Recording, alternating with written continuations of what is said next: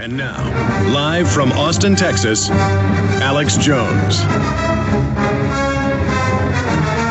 I'm going to spend the balance of this second hour now detailing the controlled demolition of the third tower, the 47-story skyscraper that fell after 5 p.m.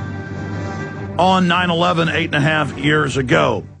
Why am I now going to do that? Because it not only gives evidence of government-sponsored terrorism, it shows how they put out a story that's ridiculous, but because the FBI, the police, the firemen can't believe the government's this evil, the government could say, we're going to blow this up, get everyone back, and tell hundreds of police this on video.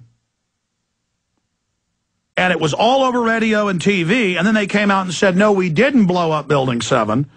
And then Larry Silverstein went on PBS a year and a half after the event and said, yes, we did give the order to pull or demolish Building 7. Then he got caught lying and saying, well, I meant getting firemen out, but firemen had been out for 5 hours. He said we gave the order to pull it and then watch the building come down. And we have all these police videos, all these interviews, all these newscasts where they said they were going to bring down Building 7. Then they changed the story and said, no, it's fallen on its own, perfectly in its own footprint. And then they did that early. They screwed up in the internal press release that was put out to CNN and BBC, and Building 7 was still standing for another hour after the CNN, 25 minutes after BBC. Then you hear the explosions, you see the blast, the building falls, there's police saying, get back, they're getting ready to bring down the building, they're about to blow it up, boom, it blows up and falls. And then they come out and tell the public that, no, we never said we were going to blow it up, that's a conspiracy theory. And then years later they come back out and say, okay, we were talking about blowing it up that day, as if they could plant explosives in a building when it was on fire. Limited fires, but there's so many facets to this.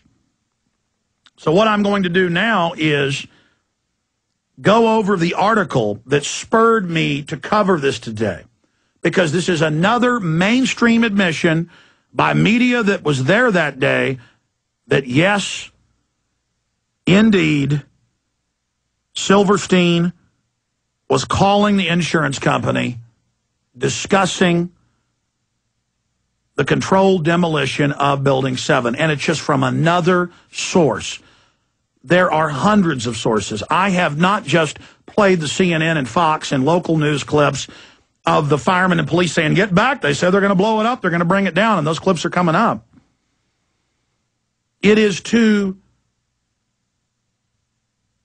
know that these reporters and the police and the firemen who weren't part of this would willfully then be told a ridiculous cover story and then play along with it for the last 8 years, saying that no one ever talked about blowing it up or they didn't blow it up. The official 9/11 Commission report and the NIST report is it fell from fire. Not hit by a plane, small fires on 3 to 4 floors, and they say it fell. And they've given 6 different reasons and changed it each time for why it fell. It had the CIA, FBI, IRS, Defense Intelligence, emergency management for the state, the county, and the city in that building. They were running Tripod 2 drill, not in Building 7 that day. They'd moved to mobile command post the night before, and the deputy director of FEMA, Mr. Kennedy, told ABC News that morning, well, we arrived last night for a terror drill. And then people said, well, what do you mean for a terror drill? And then he said, I was mistaken. And then it came out in congressional testimony they were running Tripod 2 of the towers being attacked. So they moved out of 7 because they were running a simulated attack on 7. And then Giuliani that day admitted they were running drills. Then he said, oh, I never said that, despite the fact we have CBS, ABC, Fox, radio, TV. I mean, just incredible amounts of interviews. I think, 7 different interviews he did that day, saying, yes, luckily we were out of Building 7 because we were running a drill that day. So again, they lie on every front. That's a whole other issue. But I literally had flashbacks last night of all my research, of all these video clips of the police officers. We didn't just watch the videos of the cops saying, get back there blowing up Building 7.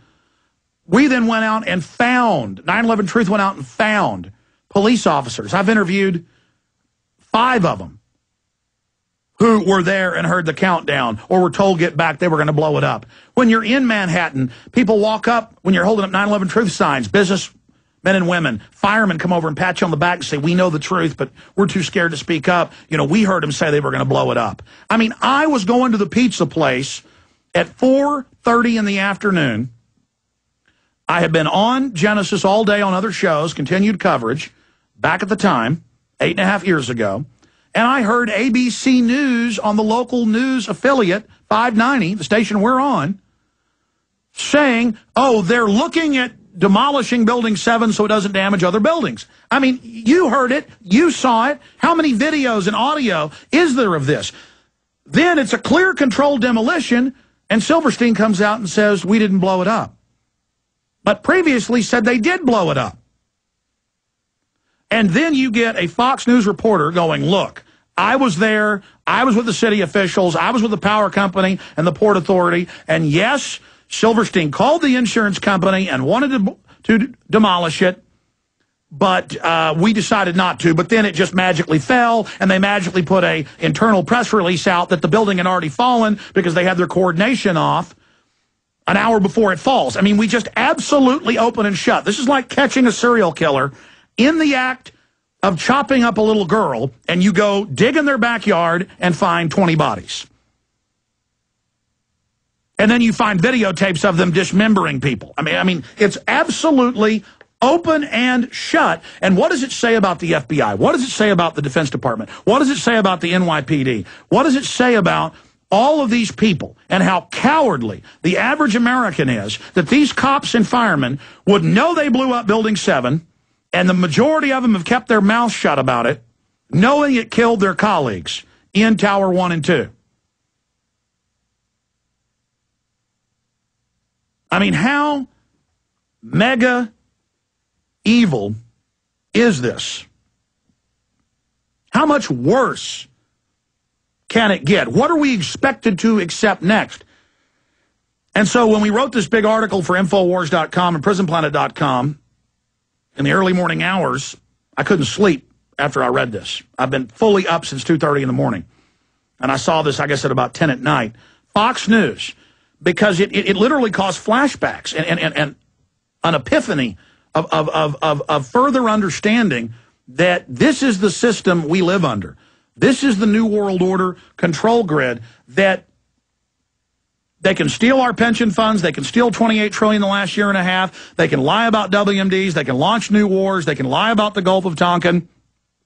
They can do whatever they want, because the public will not face up to evil. They are just ready to buy into any asinine fraud. And again, just covering Building 7, which is the biggest smoking gun, is only one of hundreds and hundreds and hundreds of points that all prove this thing was a complete inside job. From government documents where they were calling for staging attacks to blame it on foreign enemies, where they did it in many cases declassified, the hijackers trained at U.S. military bases. The list goes on and on and on. There are just countless examples of this, how the entire story is a fraud. But what got me so upset was seeing another big, high-powered reporter just wade into the PSYOP and just take part in this. It's thoroughly disgusting. This is Jeffrey Scott Shapiro. Shame on Jesse Ventura. The former Minnesota governor has discredited himself and dishonored and defamed his country. Our country's run by offshore banks. See, always the terrorist, always the bankers. They always invoke, oh, you're not patriotic. The former Minnesota governor has discredited himself and dishonored and defamed his country by promoting the mistaken view that our government was involved in September 11th attacks. Jesse Ventura should be ashamed of himself and embarrassed. No, we should be proud of his courage. The former Minnesota governor recently lent his political credentials to the discredited 9/11 truther movement by aligning and by alleging that the September 11th attacks were either planned or permitted by the United States government. During a March 10th interview with Barbara Walters on The View, Ventura implied that Bush-Cheney administration used 9/11 as a pretext to start the Iraq war under false pretenses. Well, we know they used it for that. We have the memos of Rumsfeld 5 minutes after saying, go major, go massive, say Iraq did it. I mean, Ventura apparently developed the theory after former Kennedy Johnson advisor Robert McNamara visited him at Harvard and allegedly admitted to him that the Gulf of Tonkin incident, which escalated the Vietnam War, never really happened. That's been declassified for 4 years. Ventura was at Harvard 4.5 years ago when this got declassified, so McNamara admitted it. It isn't Ventura alleges that McNamara admitted this. It was declassified at that time when Ventura was a professor at Harvard, a visiting professor, a visiting scholar.